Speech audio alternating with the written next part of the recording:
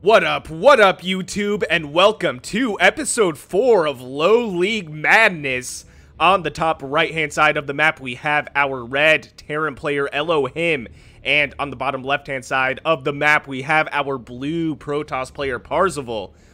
Parzivle is unranked, and ELOHIM is Bronze League, so I'm assuming both these players are relatively similar in MMR, even though Parzivle is unranked. I'm assuming this is close to a bronze level player, but we'll see soon enough. Right here, we do see what is going to be a pylon opening up in the main base for the blue Protoss player, and he is immediately sending over a scout to check out what might be going on for ELOHIM right now. But is ELOHIM AFK? He's doing literally nothing right now. No, he can't be AFK because he's building SCVs, but he's not building anything else. ELOHIM is banking almost 500 minerals already. Bruh. No way, dude. Okay, this is a bronze level game, and it is already confusing me right here. And Parzivle is also going to be very confused coming in here. He's like, there's literally nothing. Is he AFK? He's literally supply blocked right now. And Parzivle running around, he's like, what is happening right here? ELOHIM sending something cryptic and then saying hi. Parzivle, he's like, hi. So clearly, ELOHIM is not AFK and throwing down his very first building at almost 2 minutes into the game. It is going to be a supply depot in the natural base location. And going for what is gonna be an engineering bay before any sort of production structures, before any barracks, and going for a double refinery as well. If this isn't low league madness, my friends, I'm going to quit casting because I don't know what is happening right now. Parzivle seems to be on a bit of a better track right here, has some knowledge of what he should be doing, throwing down a cybernetics core, even though the cybernetics core is a bit late, and building 2 zealots, which honestly, at this point in the game, Parzivle could probably run these into the main base of the Terran player and just straight up win right now. He could win the game, but we have what is finally going to be some barracks coming down for ELOHIM. He is building 3 barracks right in a row, so he will be able to catch up in army supply, but man, these barracks are so late. And also building a full wall of supply depots in the natural base location, and I don't think this is actually a full wall. I think these supply depots are just a little too far apart. I think zealots could run through this. But we have what is going to be 4 zealots right now with what is going to be a follow-up of 2 more stalkers. Parzivle, okay, he did scout. He did notice that there is literally nothing right now. The only other thing that he may be reacting to is possible proxies, because that's what I would have thought. If I scouted that, I'm like, there's literally nothing in the main base. There's proxies somewhere, right? And we do see that he scouted. We see that there is a little bit of a dip in the fog of war right here on the bottom side of the map, so he did check for proxies and didn't see anything.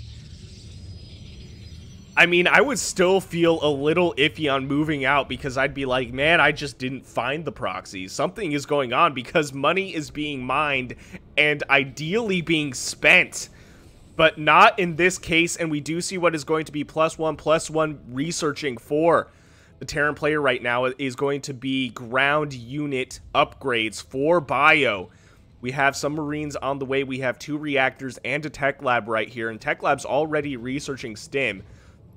And I say already, but I mean, based on how this game opened for ELOHIM, I'm surprised any upgrades are being researched right now. We did see what is going to be the Marines running through this this wall right here. This SCV, I think, realized what just happened and is building what is going to be another supply depot, along with 2 missile turrets to protect this position. I really don't think these missile turrets are necessary. They're protecting literally nothing but supply depots. There's not a base right here in the natural location.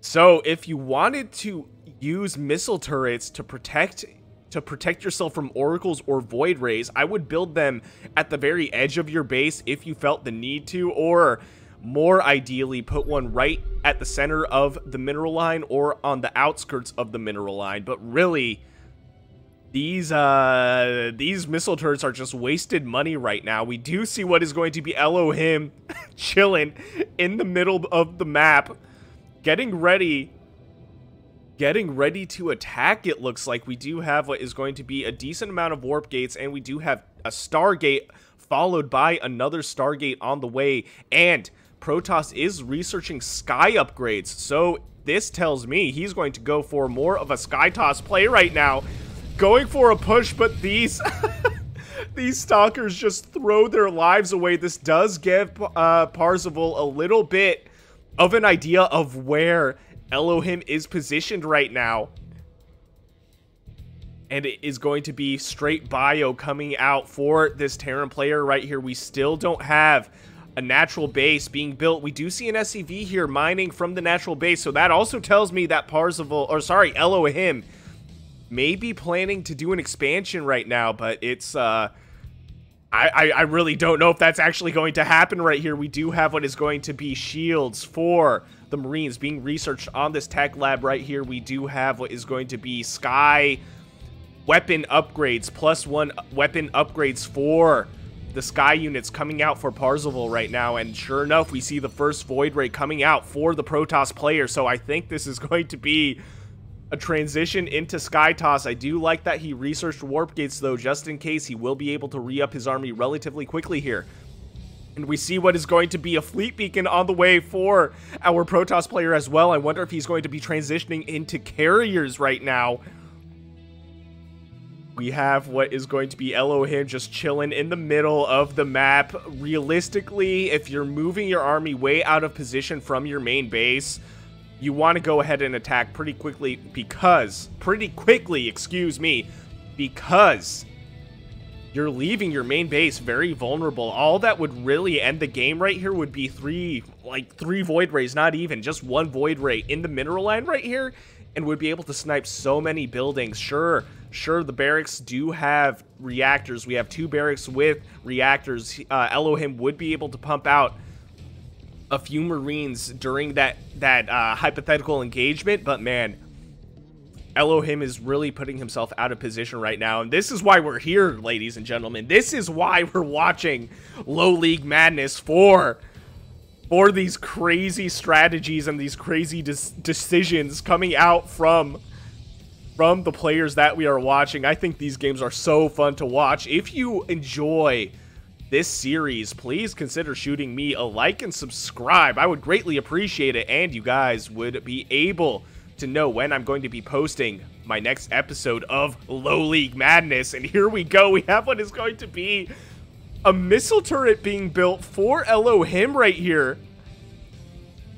Bruh.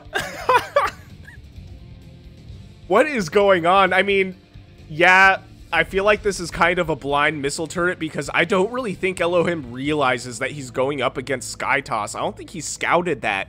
So this is a bit of a blind missile turret, and yeah, the Marine Marauder army would be able to run back to the support of this missile turret and try to bait the Protoss into taking a few shots from this, but man, I don't think I've ever seen a missile turret in the middle of the map before. Maybe once or twice way back in the day when I was a young lad, but not these days. And we have a second missile turret coming down for Elohim right here. He is going for...